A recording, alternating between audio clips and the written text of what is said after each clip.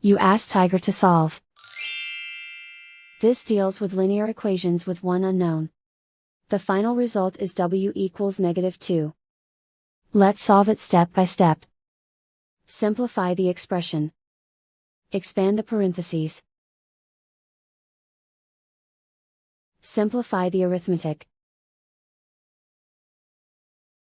Group like terms. Combine like terms. Group all constants on the right side of the equation. Add 4 to both sides. Simplify the arithmetic.